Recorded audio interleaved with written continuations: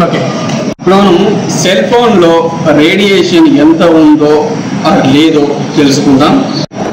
ఇంకో ఫోన్ నుండి ఇస్తున్నాము. ఈ సెల్ ఫోన్ నుంచి అసలు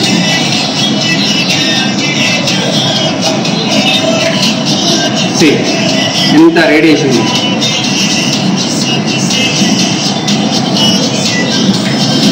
ఓకే, ఒక్కసారి సెల్ ఫోన్ ఆఫ్ చేయండి.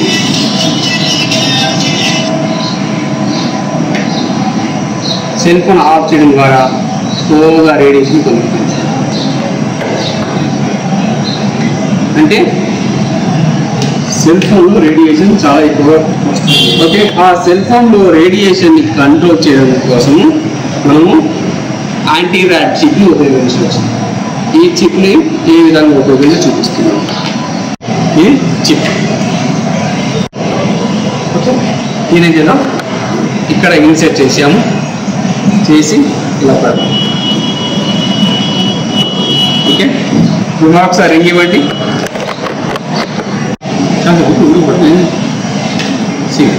రేడియేషన్ లేదన్నమాట.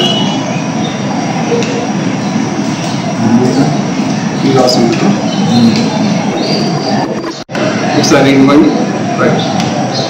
ఓకే,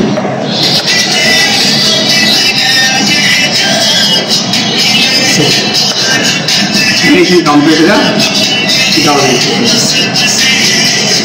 అంటే ఈ రేడియేషన్ చూపెట్టడం ద్వారా మన ఫోన్లో ఉన్న రేడియేషన్ కూడా మనం కంట్రోల్ చేసుకోవచ్చు.